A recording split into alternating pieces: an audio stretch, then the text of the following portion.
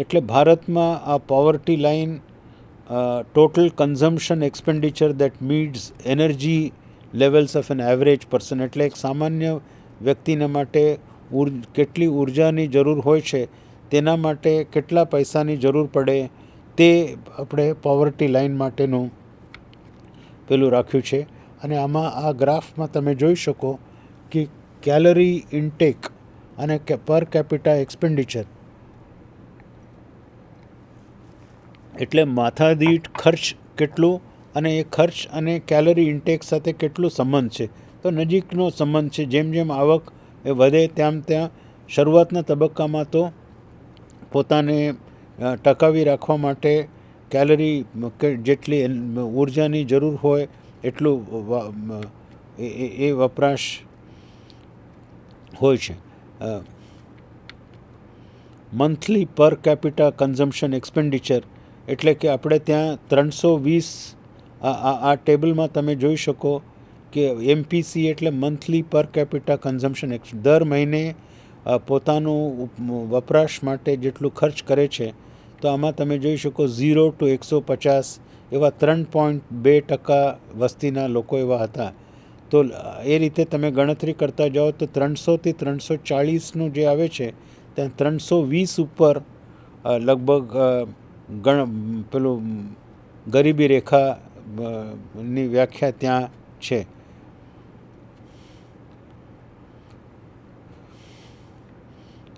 અને આ 1973-74માં 49 રૂપિયા ગ્રામ્ય વિસ્તાર માટે અને 56 રૂપિયા શહેરી વિસ્તાર માટે નક્કી કરવામાં આવ્યું.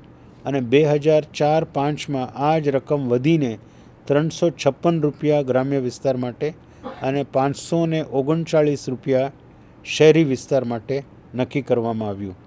અને લગભગ 25%થી વધુ આપણી વસ્તી એટલે 38.3 ગ્રામ્ય વિસ્તારમાં, 25.7 અર્બન વિસ્તારમાં અને કુલ મળીને 27.5%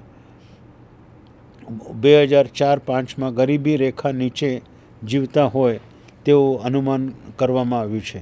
અને ગરીબી રેખા નીચે જે સળંગ લાઈન છે એ ગ્રામ્ય વિસ્તારવાળું છે અને ટપકાવાળું છે એ શહેરી વિસ્તાર માટેનું છે. શહેરી વિસ્તારમાં ગરીબીનું પ્રમાણ ઓછું છે અને એનું ટ્રેન્ડ લગભગ ગ્રામ્ય વિસ્તારનો જે ઘટાડો છે એનું ટ્રેન્ડ એક સરખું છે, જો કે ગ્રામ્ય વિસ્તારનું શહેરી વિસ્તાર કરતાં હંમેશા વધુ રહેલું છે. અને આ જે દરેક રાજ્યવાર 93-94 અને 2004-05 એમાં શહેરી વિસ્તાર, ગ્રામ્ય વિસ્તાર અને સમગ્ર વિસ્તાર એના રાજ્ય વાઇઝ આપવામાં આવ્યા છે. આપણે ફક્ત ગુજરાતનું જો ધ્યાનમાં લઈએ તો ગ્રામ્ય વિસ્તારમાં 22.2 એ 93-94માં ગરીબી રેખા નીચેનું વસ્તી તરીકે આપણે ગણ્યા તે 22માંથી ઘટીને 19% સુધી આવ્યું. અને શહેરી વિસ્તારમાં 27.9 એટલે લગભગ 28%. તો એમાંથી 13% સુધી ઘટાડો થયો 24 અને એકંદરે 24.2માંથી 16.8. જ્યારે આ સમગ્ર ભારત માટે આ જ સમયગાળા દરમિયાન 36, જ્યારે ગુજરાતનું 24 અને 27.5 જે ભારત માટે, જ્યારે ગુજરાતનું 16 અને અન્ય રાજ્યોનું પણ છે. પરીક્ષામાં તમને કદાચ આ રાજ્યોને ગરીબીના પ્રમાણમાં સૌથી વધુ ગરીબ રાજ્યો કયા છે એને આગળ રાખો, સૌથી સમૃદ્ધ રાજ્યોને પાછળ, એટલે એ આ રાજ્યવાર જે આંકડા યાદ રાખવાની જરૂર નથી, પણ સમૃદ્ધ રિલેટિવ જેને કહી શકાય, સરખામણીમાં સમૃદ્ધ કોણ છે અને સરખામણીમાં વધુ ગરીબ કોણ છે, કયા રાજ્યો છે એ ધ્યાનમાં રાખવા જેવી બાબત કરી.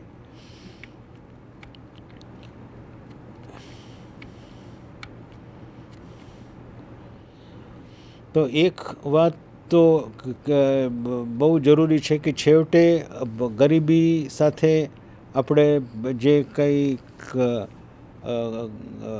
ગરીબી નિવારણ માટેના પ્રયત્ન કરીએ તો એ આર્થિક વિકાસ, સમગ્ર રીતે દેશનો વિકાસ ન થાય ત્યાં સુધી આપણી પાસે એટલા સંસાધનો ન હોય અને તક પણ ન મળે. પણ તમે જોઈ શકો કે ખેતીવાડીમાં, ઉદ્યોગમાં, સર્વિસીસ સેવાઓમાં અને ગ્રોસ ડોમેસ્ટિક પ્રોડક્ટ રાષ્ટ્રીય આવક એ તમે 1951થી 80 સુધીનો ગાળામાં, પછી 2002થી 2007ના ગાળામાં, એટલે 10મી પંચવર્ષ યોજનામાં તમે જોઈ શકો કે શરૂઆતના તબક્કામાં આપણો ગ્રોથ રેટ્સ સાધારણ હતા અને ખેતીવાડીમાં તો બિલકુલ સાધારણ છે. તો ઉદ્યોગ અને સર્વિસીસના હિસાબે 2000થી અત્યાર સુધીના તબક્કામાં નોંધપાત્ર ફેરફાર જોવા મળે છે.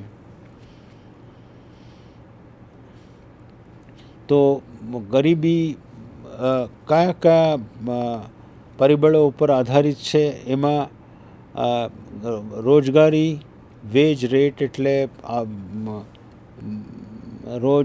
રોજીનું પ્રમાણ, જમીનનું ફળદ્રુપતા, ઔદ્યોગિકરણ અને સર્વિસ સેક્ટર એટલે સેવાઓનું જે ક્ષેત્ર છે કેટલા અંશે એમાં વધારો થતો જાય છે.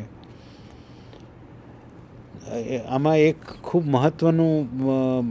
મહત્ત્વની બાબત એ છે કે ડેમોગ્રાફિક ડિવિડન્ડ, એટલે કે આજે આપણે ત્યાં 15થી 59 વર્ષ નીચેની જે વસ્તી છે એ પ્રોડક્ટિવ એટલે કે ઉત્પાદકતાની દૃષ્ટિએ સૌથી મહત્ત્વનું ગણાય, કારણ એમનું શિક્ષણનું પીરિયડ પતી ગયું હોય છે અને આશ્રિત નથી. તો એ આપણે ત્યાં એનું પ્રપોર્શન આવતા 2 દાયકા માટે દુનિયાનો સૌથી આકર્ષક રીતે આપણું હશે. તો એ જો શિક્ષિત હોય, કૌશલ્ય ધરાવતું હોય તો ખરેખર આપણને આર્થિક વિકાસમાં પ્રદાન કરી શકે. તો ગરીબી પણ ઘટાડવામાં સારો ફાળો આપી શકે. માટે સરકારના કાર્યક્રમો આ વયજૂથ તરફ પણ વિચાર રાખવું પડે એવું છે.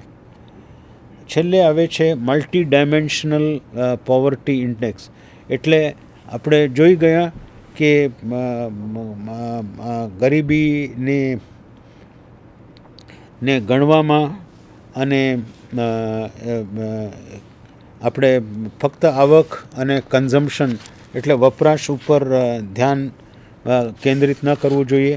તો ઓક્સફર્ડ યુનિવર્સિટી અને UNDPના સહાયથી મલ્ટી ડાયમેન્શનલ એટલે અનેક પાસાઓને આવરી લેતું એક સૂચક આંક, જે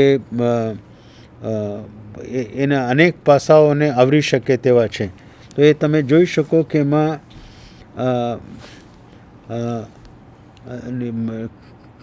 મોર્ટાલિટી એટલે પહેલો તો આરોગ્યની બાબતો છે વાદળી કલરમાં. એમાં ચાઇલ્ડ મોર્ટાલિટી એટલે બાળ મૃત્યુ દરનું એમાં સમાવેશ થાય છે. કુલ મળીને 10 ઇન્ડિકેટર્સ છે. એમાં 2 ઇન્ડિકેટર્સ હેલ્થનું છે અને એને 1/3 જેટલું વેઇટેજ આપવામાં આવ્યું છે. પછી number of years of schooling, કેટલા વર્ષ નિશાળે ગયા, અને ચિલ્ડ્રન એનરોલ્ડ, એ 2 મળીને શિક્ષણનું માપ આ રીતે કરે છે. અને પછી લિવિંગ સ્ટેન્ડર્ડ્સ, એમાં અસ્ક્યામતો, ઇલેક્ટ્રિસિટી, વીજળી, પાણી અને કુકિંગ ફ્યુઅલ, ટોયલેટ્સ એટલે સંડાસ બાથરૂમની વ્યવસ્થા છે કે કેમ, અને કુકિંગ ફ્યુઅલ એટલે કયા માધ્યમથી રાંધવા માટે, લાકડાથી, વીજળીથી કે ગેસથી કે કઈ રીતે કરે છે. આટલી બાબતો અને લિવિંગ સ્ટેન્ડર્ડ એટલે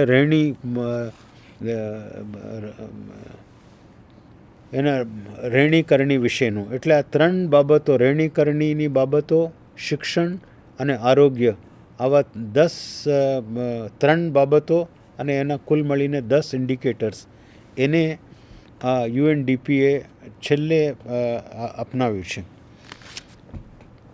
હવે પ્રશ્નો તરફ જતાં પહેલાં અમુક બાબતો જે આ પ્રેઝન્ટેશનમાં આપણે દેખાડી ન શક્યા, એનું હું કહેવા માગું છું કે આ 2004-05નું નેશનલ સેમ્પલ સર્વે ઉપર આધારિત એ મેં બતાવ્યું. હવે એક પ્રશ્ન એ છે કે કોઝિસ ઓફ પોવર્ટી, આ માપણી અંગે આપણે ખૂબ ચર્ચા કરી. તો એક તો રાઇઝિંગ પોપ્યુલેશન, આપણી વસ્તી વધારો, અને ખાસ કરીને અમુક 4-5 રાજ્યો જેને સાધારણ રીતે બીમારૂ સ્ટેટ્સ કહે છે, બિહાર, ઉત્તર પ્રદેશ, ઓરિસ્સા, રાજસ્થાન વગેરે, એ રાજ્યોમાં રાષ્ટ્રની સરખામણીમાં ખૂબ વધુ પ્રમાણમાં વસ્તી વધારો છે અને એના કારણે આ એક પ્રશ્ન છે. અને બીજું ઇન્ફ્લેશન, ફુગાવો, જેના કારણે આવક હોય પણ એ આવકથી પૂરતા પ્રમાણમાં એમની જરૂરિયાતની વસ્તુઓ ખરીદી નથી શકતા, એ પણ એક બાબત છે. અને એ સિવાય સમાજશાસ્ત્રીઓ અન્ય કારણો તરફ પણ મેં જેમ કહ્યું તે તરફ ધ્યાન આપણે દોર્યું છે. અને ઇન્કમ ઇનઇક્વાલિટીઝ એટલે કામ કરતા હોય સંપૂર્ણ સમય માટે, તેમ છતાં આવક પૂરતી આવક મેળવી નથી શકતા, એના માટે ન્યૂનતમ વેતન ધારાઓ અમલમાં છે, પણ એક તો એનો અમલ સારી રીતે થાય, અને બીજું કે ન્યૂનતમ વેતનના ધોરણો ફુગાવાને લક્ષ્યમાં લઈને વખતો વખત એમાં સુધારો થાય, જેથી કરીને જે આવક એ મેળવે છે એનાથી જે ચીજ વસ્તુ અગાઉ મેળવી શકતા હતા તે પણ એને મળે. અને તે જ રીતે જે શિક્ષણ, આરોગ્ય વગેરે બાબતમાં જે સવલતો સરકાર પ્રદાન કરવા માગે છે, તો એ સવલતો સરખી રીતે વહેંચાયેલી નથી હોતી અને મેળવવામાં પણ મુશ્કેલીઓ અનુભવે છે. કેટલીક વાર જેટલું તમે રાજધાની કે મોટા શહેરથી દૂર જાઓ તેટલું એ સવલતો મેળવવામાં મુશ્કેલી અનુભવે છે. તે પણ એક બાબત છે. અને શરૂઆતમાં મેં જેમ કહ્યું તેમ કયા કાર્યક્રમો અમલમાં છે એ પણ યુપીએસસીની પરીક્ષામાં પૂછાય છે.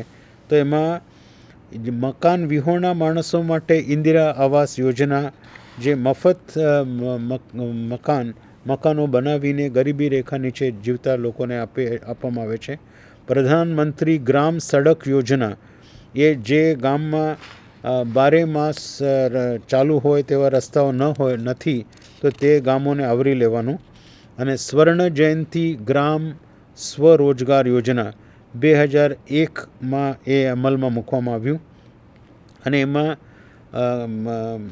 વેજ એમ્પ્લોયમેન્ટ, ફૂડ સિક્યુરિટી અને ડ્યુરેબલ એસેટ્સ, એટલે આ 3 બાબતો ગ્રામ સ્વરોજગાર યોજનામાં એનો સમાવેશ થાય છે.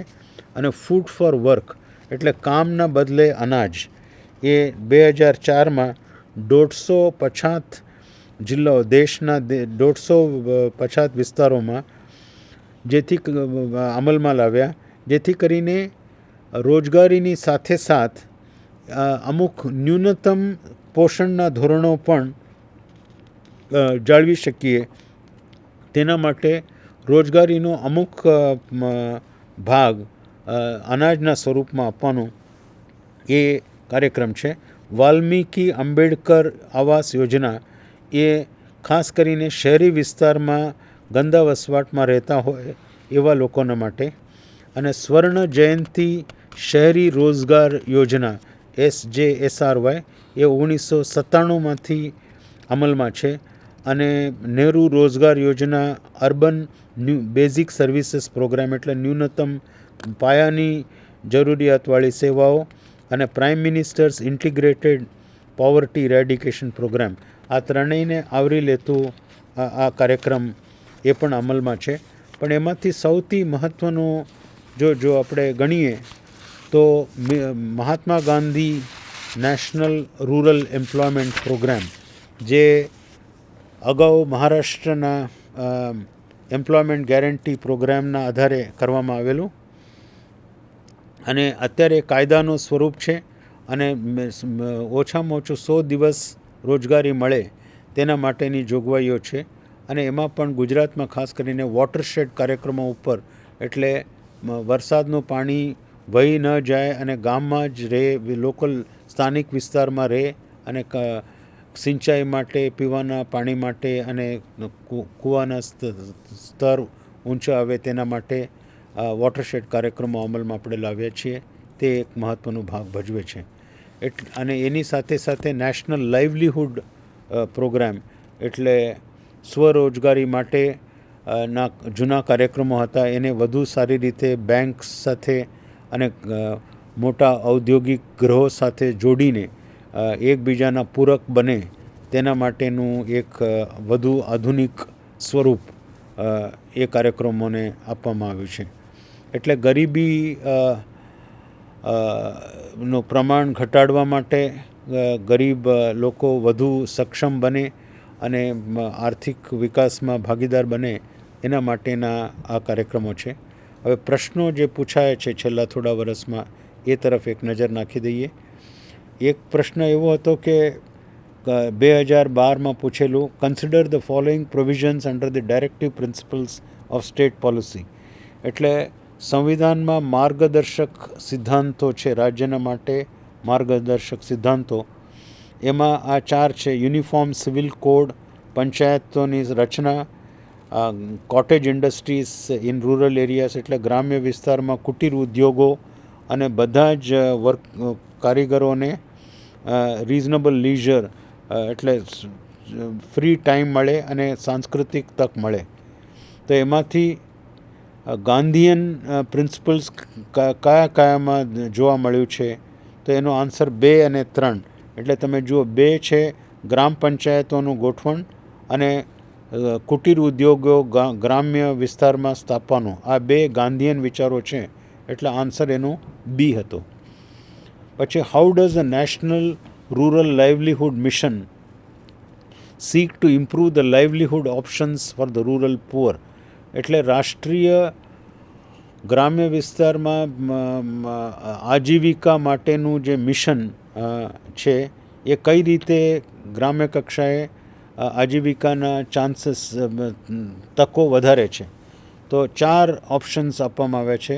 એક તો મોટા ઉત્પાદક એકમો અને ખેતી આધારિત ઉદ્યોગો ગ્રામ્ય વિસ્તારમાં સ્થાપવાથી.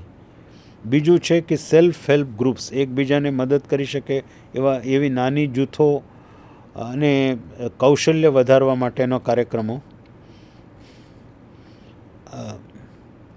અને બાય સપ્લાઇંગ સીડ્સ,